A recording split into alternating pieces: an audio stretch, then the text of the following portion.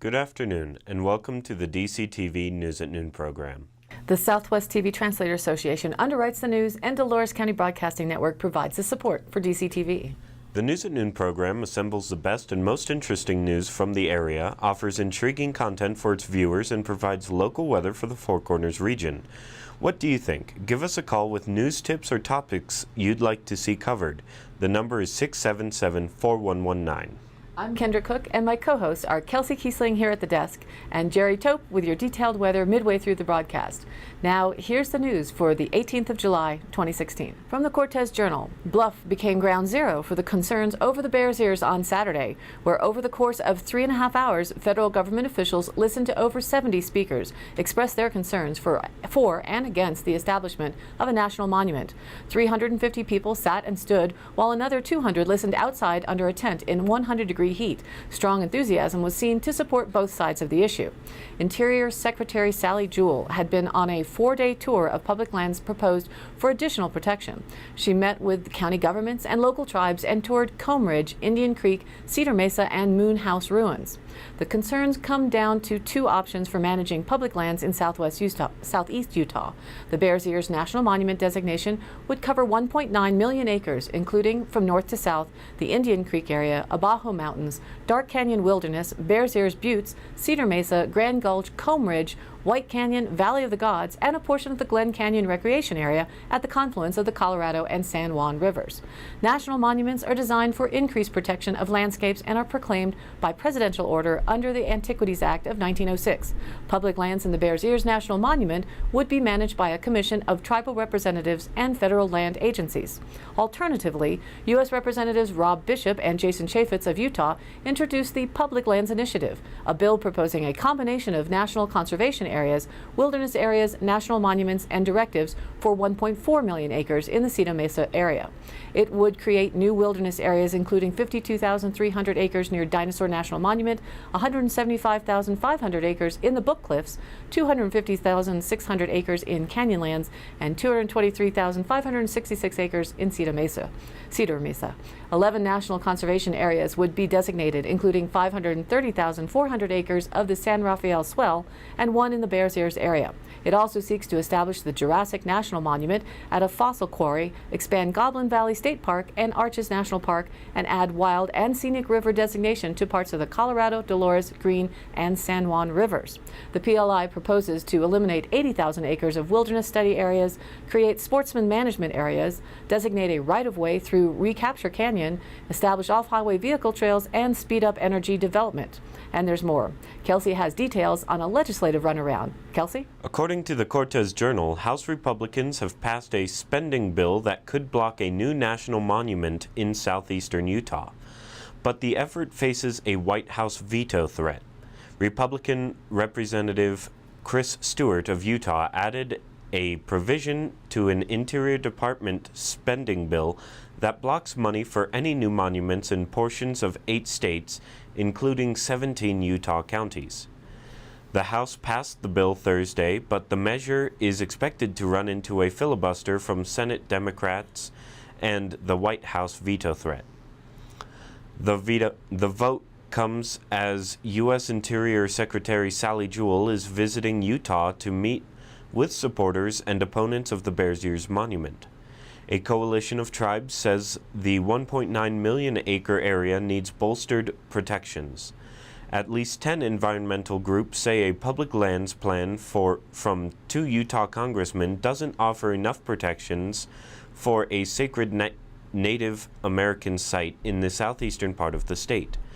The Sierra Club, the Wilderness Society, and other environmental groups said it's instead time for President Barack Obama to designate the Bears Ears area as a national monument to protect it from looting, vandalism, or energy development. Republican Representatives Jason Chaffetz and Rob Bishop opposed the monument plan and instead on Thursday released a legislation that protects a smaller area around Bears Ears as a conservation area. Chaffetz notes that several environmental groups, including the Pew Charitable Trusts, are supportive of their effort.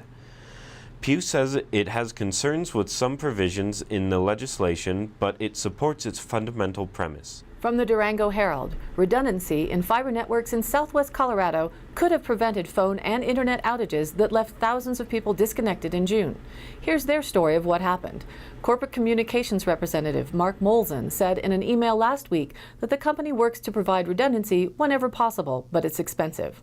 The separate outages were a result of 5 fiber lines being cut. According to Molson, 4 of the outages were caused by third-party fiber cuts and 1 was caused by vandalism, all issues out of our direct control. Though CenturyLink sometimes receives funding from the FCC to bring redundancies to rural areas, companies usually don't see a return on their investment. CenturyLink is considering placing a new network node in Dolores, which would allow it to reroute services from Cortez, and is exploring diversified routes between Pagosa Springs and Bayfield toward Farmington and Albuquerque. An upgrade to a 10-gigabyte circuit in Pagosa Springs could also happen. The cut in Cortez on June 17th was attributed to a construction crew's misstep. The line is owned by Tri-State Electric and leased to CenturyLink. It runs from Grand Junction to Albuquerque. The outage lasted about 7 hours and affected Pagosa Springs, Dolores, Ignacio, Marvel, Cortez, Mancos, Durango, Bayfield, and Silverton. Telecommunications companies aren't required to disclose where they lay fiber lines. The Commission doesn't map infrastructure and has no authority to regulate broadband services.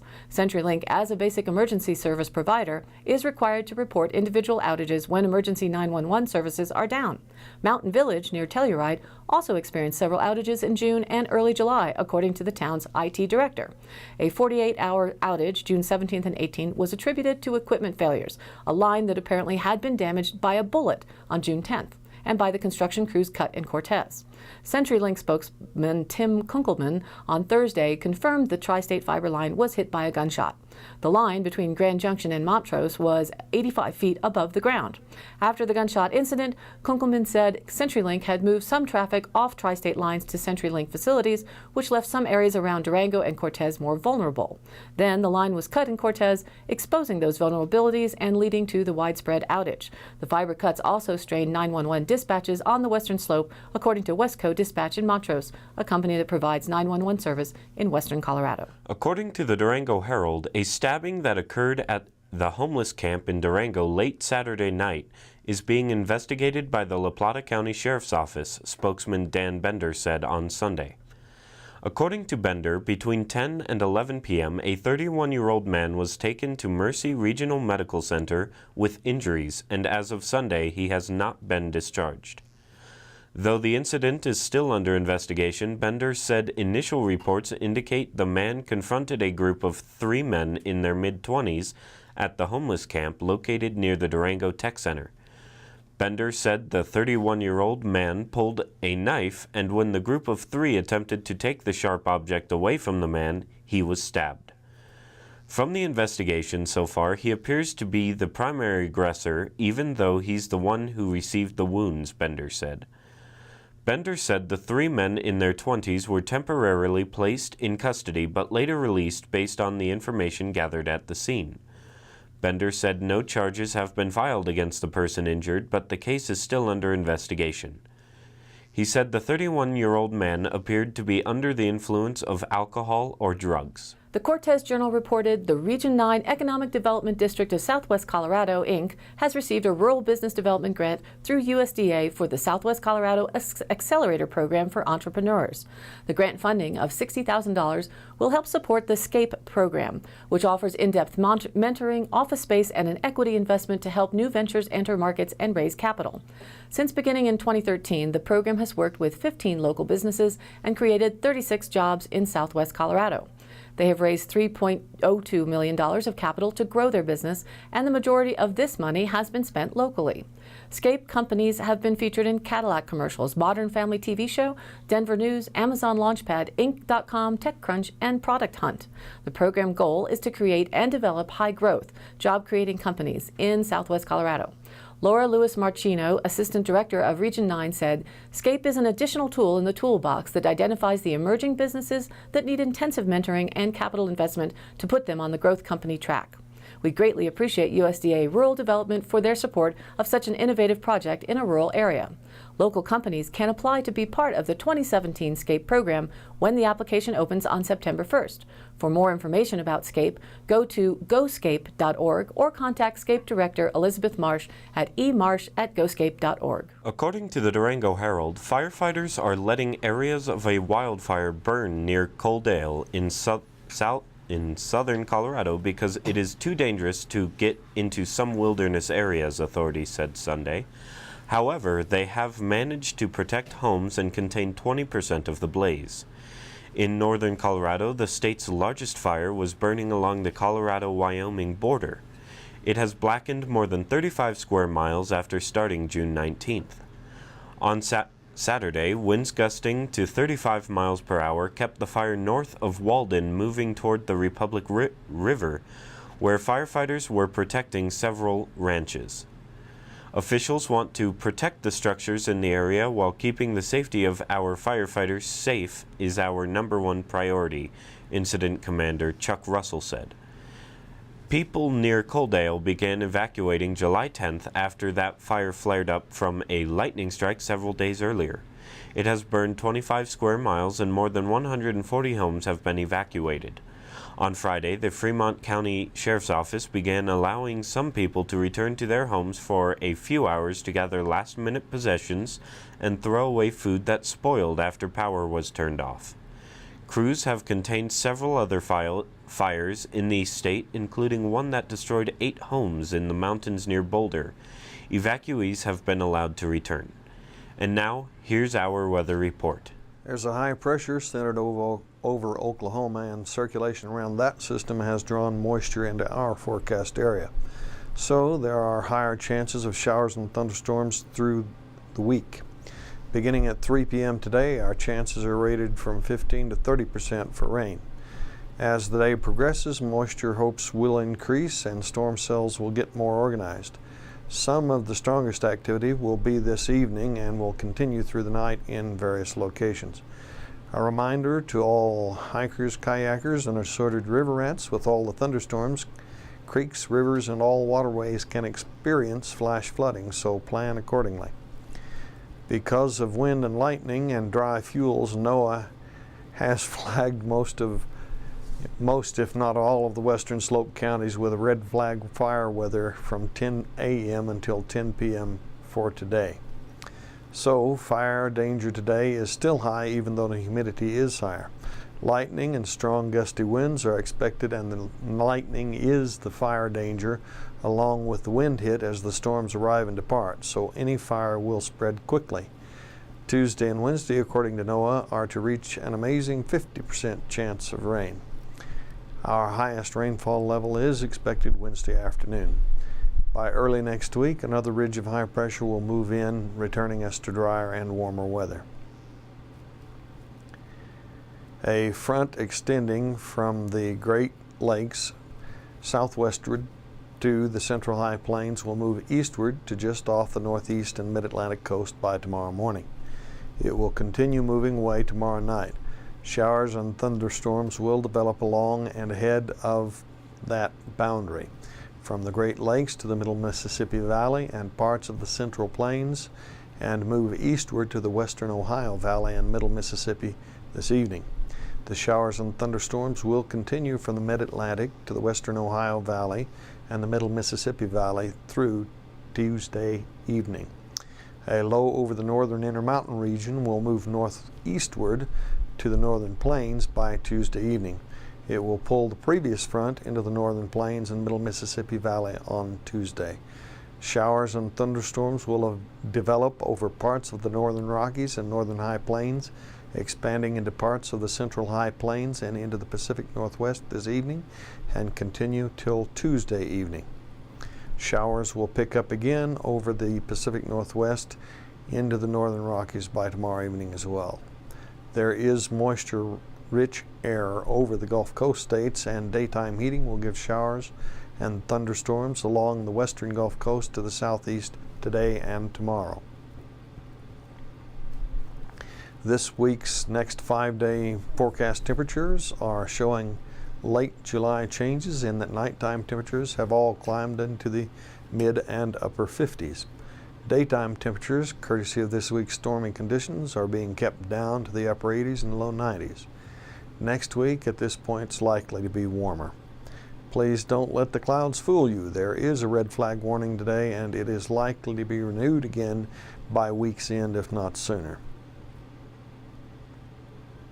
Last week's CO2 average stands at 404.48 parts per million. Week before last was 405.57 parts per million. 1 year ago, 401.67 parts per million, and 10 years ago, it stood at 382.70 parts per million. And now back to the news. According to the Cortez Journal, the permitted hours will be from 8 a.m. to 9 p.m., and the ordinance applies to both medical and retail marijuana operations. The Council plans a public hearing and a final vote on the ordinance on July 26th. Also, Tuesday, July 12th, Council members unanimously approved off-premises liquor licenses for 3.2% beer for 2 good-to-go convenience stores at 717 South Broadway and 302 West Main Street. Chief Roy Lane said the police department has no reason to object to the licenses. Good-to-go manager Kelly Pierce said she had managed similar stores in Las Vegas for 18 years and had requested for 3.2% beer at her stores. The council also approved resolutions for an amended plat for the Southern Bluffs subdivision and a boundary line adjustment for Foods for You. The current owner of Foods for You is selling 0.5 acres to Lots of Pasta, That's a Pizza, and the parking lot at that business will be expanded. Council members also approved on first reading an ordinance revising the rules and qualifications for serving on city boards and commissions. The ordinance states that a person wishing to serve on a city board or commission must undergo a criminal background check. Under the ordinance, prospective members could be disqualified for appointment if the background check reveals convictions within 7 years for crimes of violence, moral turpitude, felony, theft, or embezzlement, as well as crimes against persons or government. Crimes against children are not subject to the 7-year statute of limitations according to the ordinance. City Attorney Mike Green said people can only be disqualified from serving on a board or commission for what is in the ordinance. The council will hold a public hearing on the ordinance at their next meeting, July 26th. The Durango Herald reported, over the past few years, communities across Colorado have emerged as leaders of the tiny house movement, a campaign that surfaced in the 1990s and has been propelled over the past 15 years by economic slumps and a trend toward sustainable building practices.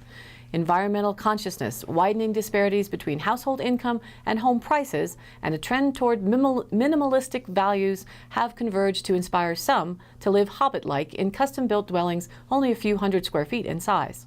Recently, Bayfield High School students finished building a 160-square-foot house.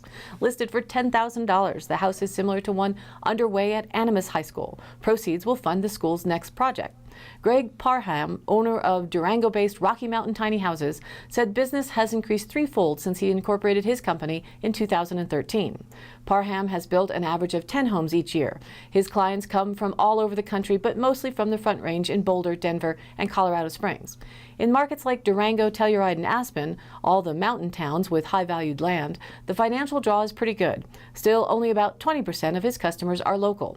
Tiny houses are taking hold in small ways across the country, reflected in local regulatory changes.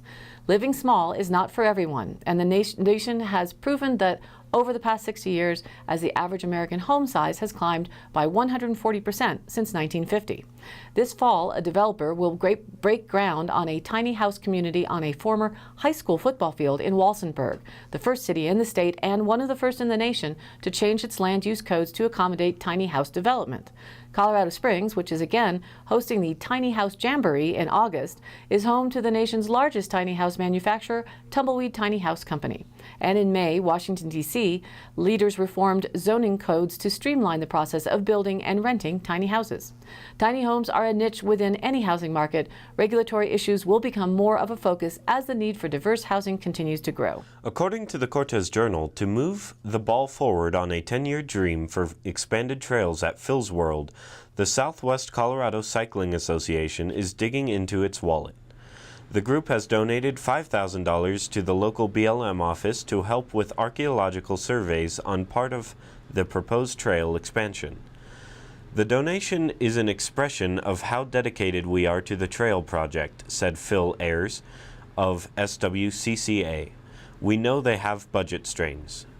The additional survey is needed to avoid cultural sites on the proposed Little Donkey/Poquito Burrito Trail loop south of Stinking Springs area. Keeping that section in play has become more important, Ayers said, since a 4-mile section of proposed new trail had to be dropped in the Cache Canyon area because of a nearby golden eagle's nest. The bike club is proposing to double the size of the popular mountain bike park from 26 miles to 50 miles, but the project is awaiting the release of a draft environmental assessment with BLM alternatives from the BLM. It is expected to be completed by this fall. The additional survey will also be mapping out private property to adjust trail routes so they stay on BLM land. Bike Club member Sean Gregory said grants are being applied for to build the trails pending BLM approvals, and there will be plenty of volunteer hours as well. Last week, a man on a bike wearing bright pink socks asked if he could take my picture as I was wearing a bright pink t-shirt. Saying yes, I posed outside of the Wild Coffee Shop in Dove Creek, which is painted a sort of salmon pink color on the front. Kevin Record is riding his bike from Yorktown, Virginia to San Francisco, California, and on day 49, he updated his bicycle touring blog with an entry stating, "Hello Dove Creek, hello Utah, and thanks for the company." Just after his 56th birthday, he started on this journey. He states, "As a high school tennis coach and journalism teacher, I often tell my students that life is too short not to be on fire for something. I'm on fire for this, and the time is right." He describes one of his heroes being his mother, who survived cancer in 1983. So part of his efforts in the trip is to be biking to beat cancer in honor of some courageous people. After ordering a sandwich and coffee, he was directed next door to Frosty's Liquor, where Trish Smith was working her shift. She's an inspiring cancer survivor, now cancer-free after a double mastectomy and a rough year plus. Fortunately, there was plenty of wonderful local support from the Dove Creek community to help see her through it. Kevin writes, "She was a wonderful, gracious lady, so happy to be back at work and healthy." He told her his story and then said he would dedicate his ride on Sunday, July 17th in her honor. She was so thankful for his action. Kevin wrote, "It was emotional and easily one of the highlights of my tour." His latest entry on Sunday, day 52, has him making it to Hanksville, Utah. It is a shame that in every stop all across this great land, he's able to connect with someone who either is a cancer survivor or knows someone who died, survived, or is fighting a cancer diagnosis. Especially difficult when there are more and more methods available to counteract cancer that people are not being told about or given credence to. We wish you safe travels, Kevin. To follow Kevin's pink sock journey, go online to crazyguyonabike.com and search out Kevin Record. And now the Dolores County Sheriff's Roundup for the week of July 11th through the 17th. A deputy responded to a report of an unattended death. A deputy responded to a natural gas leak. Atmos Energy responded. A traffic stop led to the arrest of a man for driving under revocation. A resident reported a vehicle with loud pipes speeding up the town roads. A very good description was given of the vehicle and a deputy investigated. The sheriff's office received a report of an injured bicycle rider on Bullum Pass. RICO search and rescue personnel responded and brought the victim out of the wilderness area. A resident reported an injured deer along Highway 491 near Cajon. A deputy responded and Parks and Wildlife officers were notified. Also, a sheriff's note discourages open burning. It states, "Although there is not a fire ban in Dolores County, Sheriff Jerry Martin is discouraging any open burning in the county. With the recent wind and a dry weather pattern, fire danger is increasing. Conditions will be monitored closely by the Sheriff and Forest Service with the possibility of a fire ban being implemented in the near future. Please report any smoke sighting to dispatch so a quick response can be made by the fire department, he said. The community's cooperation is deeply appreciated. That's it for today. Stay tuned this week for more updates. In today's High Country happenings, the Montezuma County Fair posters are up, and here are some of the happenings during their event. The 10th Annual Demolition Derby and 2nd Annual UTV Barrel Race will be on August 6th. Gates open at 5 p.m. Event starts at 6. $10 for adults, free for kids 7 and under, and $20 for pit passes. Enter your car, half or three-quarter-ton truck to crash or race your favorite UTV. They will also have $10 tickets to win a chance to crash the pink Montelores Cancer Fund car. For more details, contact Dwayne Bradshaw at 970-560-2930. The fair starts on Friday, July 29th with a car race, runs through August 6th with a special concert of the High Rollers on Friday the 5th.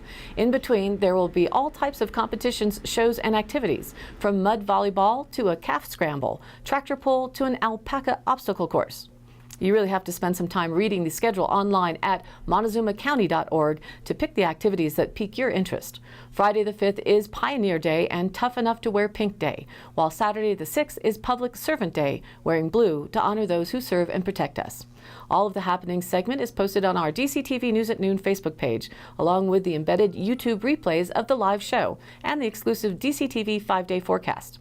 If you have an event, you can email us at dcbnnews@gmail.com or call the station at 677-4119 and we'll be sure to get it on air. Thanks for tuning in. This program is aired live at noon Monday through Wednesday and rebroadcast at 2:30 and 8 p.m. on Channel 32.1 Dolores County, on Channel 30.4 in Montezuma County, and their cable Channel 5. Share this with a friend and watch the broadcast replayed on YouTube and now featured on the Facebook page. Please like us there and spread the word.